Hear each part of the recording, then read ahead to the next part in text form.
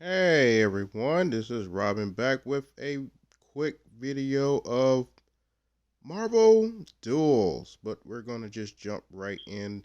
I'm gonna actually do videos on this game soon, like next year soon.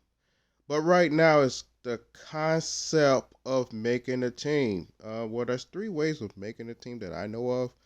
And there's other streamers who make content on this video that can actually probably talk about the other ones. So I'm gonna talk about all three, and I'm gonna use this deck over here, my starting deck, as it. So there's like the full deck. It's the first one, and that's where you have all three of your teams with a complete full deck. As you can see at the bottom, all the little dots meaning there's four cards of each.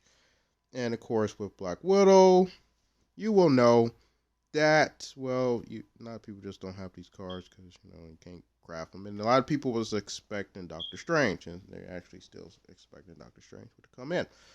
So now they got this Shield Hydra event. Let's see how this turn out. So, and as you can see here, more full, and I actually in this deck I have the Shield team as a team that I will go for. So you have basically one, two, three, four, and then you have the lock deck.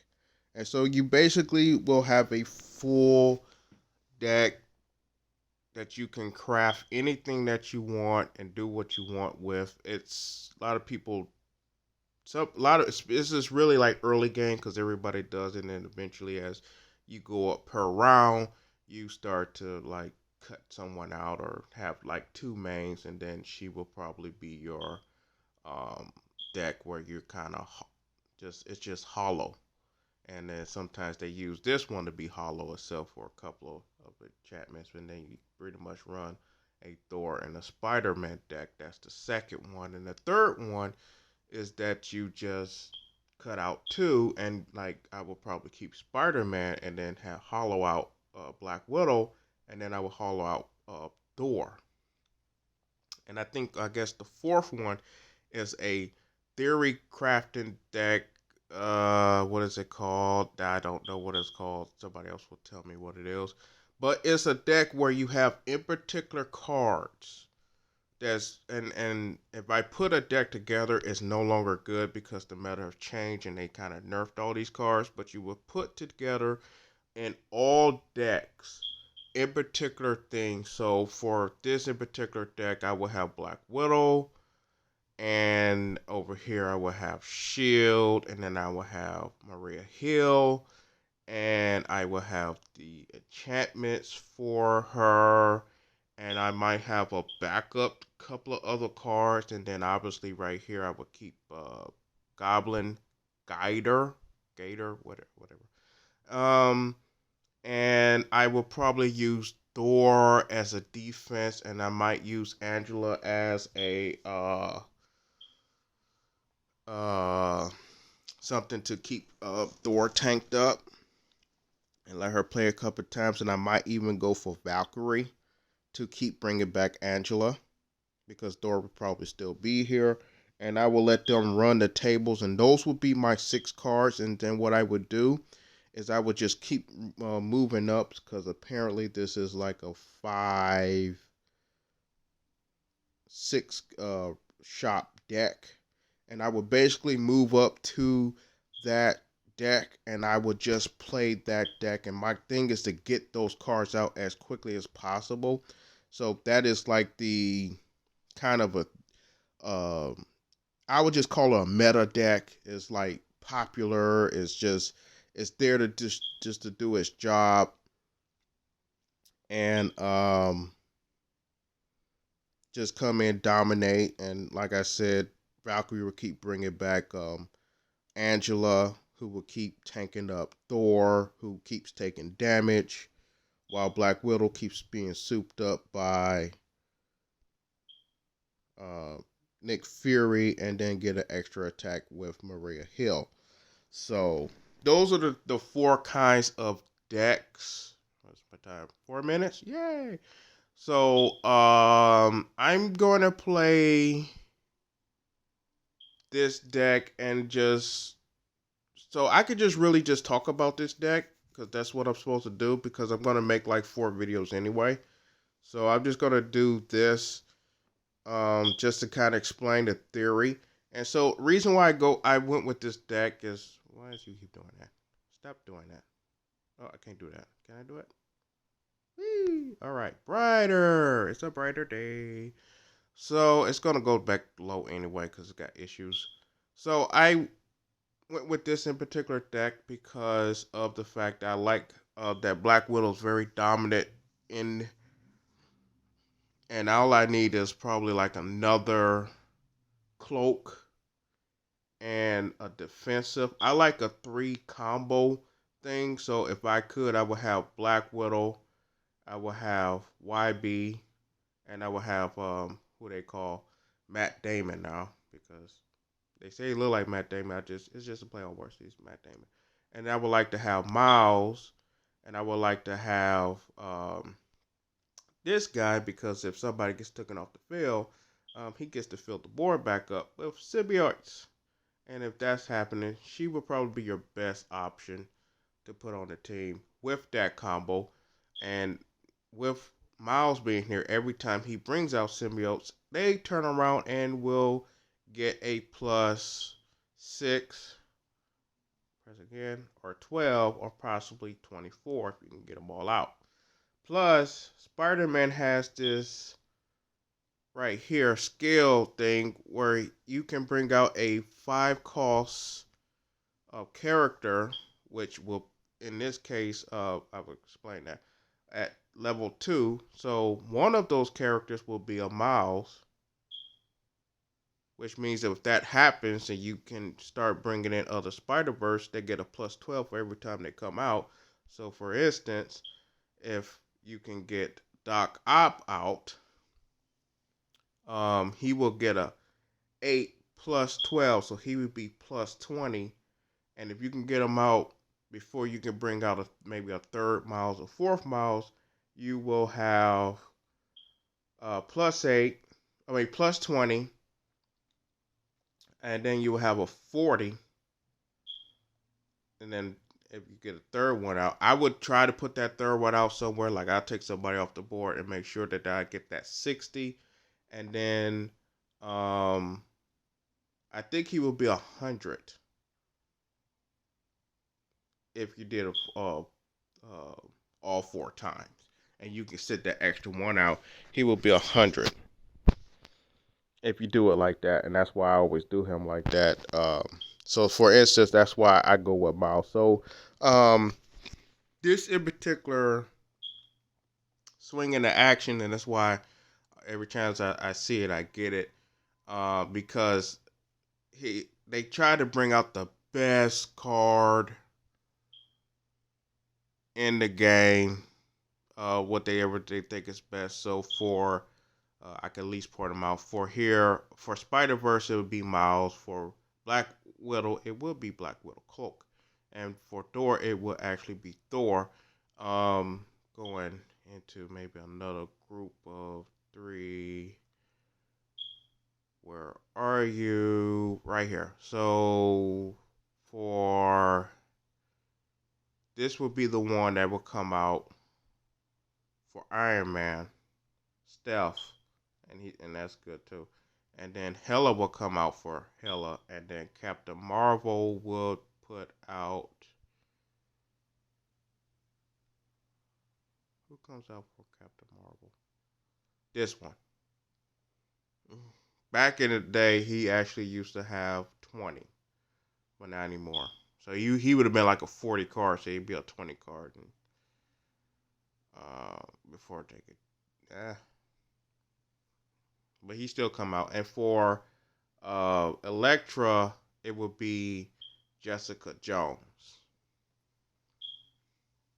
That would be number 7. So we need a number 8. Who would be number 8? Number 8 would be. I can't think of who number 8 is. Star-Lord. Star-Lord will come out for Star-Lord. So it's typically for most cases, it would be the um, actual hero that they will call out. And I think there's a couple of, now they added some Avengers in there. No, no, no. I'm going to read back out here. They added a couple of Avengers. And the reason why I'm bringing this up is because you have to remember that because they go in rotation. And if you keep a Spider Man on each of your teams that you put them on, keep up with that rotation, and you will always be you can always switch out a deck, like especially if they play two of the characters on the team that I just showed you.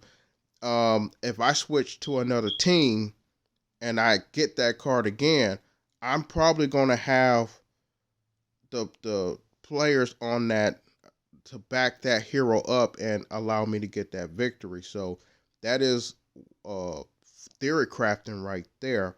I'm trying to show the Avengers. Okay, dope. Ant-Man. Ant-Man is one, and they do Hydra, which is Red Skull, and Maria Hill comes out for Shield. So that is pretty important to remember that because that actually helps you going back. That actually helps you out in making a deck. So as you can see, I got Spider-Man, Black Widow, and Thor, and then I got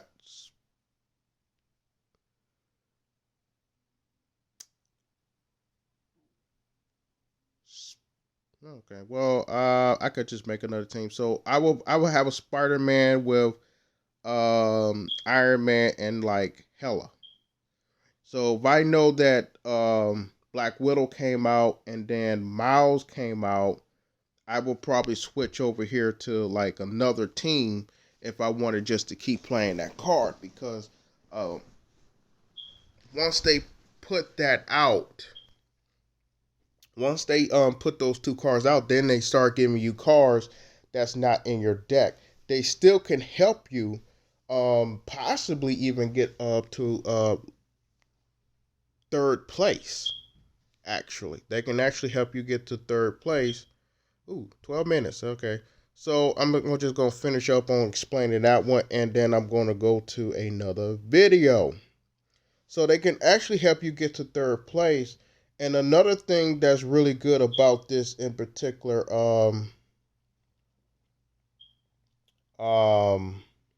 skill is that it does allow you to um, put this card out. If you take the time and invest in it and put that card out, it allows you to finally form your team that you actually want to put in there and give you enough chance to bring everyone together. So, like in this case, I don't have to put out any Spider Verse. If I have Hella, for instance, this card sitting out there, this card has Maverick, where it deals its powers. If it's the only card on the field, it's going to be at a 40, so it deals 40 damage to the entire team. By the time this card comes out, nobody has that much power. So aside from any cards that has a block on there, like Frog that has Iron Will, unless they have Iron Will, which a lot of cards have, and then there's an enchantment that can give them Iron Will, or if they are like in this one where they can call out another card behind them, which a lot of cards can do, um, I'm pretty much going to win that round. So if you're building a deck, learn these in particular skills, but this is to me one of the strongest skills. There's another skill that I'll talk about in another game that can actually bail you out as well. And I don't have that. I know it's not a lot because you have to pay for it, but it's actually worth investing in. So this is a very powerful skill, and it allows you to put the team together that you want. So if I had Hella out, I would not bring out any Spider-Verse character. I will automatically go up to shop 5 and I will try to get as many miles as I possibly can until I start losing in points and maybe have like 12 points, 10 points left. And depends on how I'm losing. I might even take a chance on taking a little bit more damage, trying to get as many miles out, at least 2. And then I'll start bringing out the Spider-Verse. And of course, I'll have my guide. I will also go up to shop 6 and I will bring out the glider. So if I need to, boom. But I will definitely try to get my miles out because now everybody's going to be dealing more damage. And I'm going to have a very, very strong team. And again, it's about getting the win and getting the victory because after a while of getting a victory, you will accumulate extra points for continuously win. So, yeah, if you're winning in 3-3-3-2, 3-3-1, 3-3-2, that's not bad. And so the whole purpose is winning. So if you dealing with Spider-Man, this is the card you want to see. This card, this one here is not bad because every time you bring out a Spider-Verse character, all the Spider-Verse characters on the field gets a +2, and that helps out in the end. So, theory crafting. These are the 3 in particular theories, but then you also have to pay attention to skill. It is pretty important. And so I won't be able to play with this video, but I'll be playing the 3 ones in the next video. So until that video, I'll check you out later.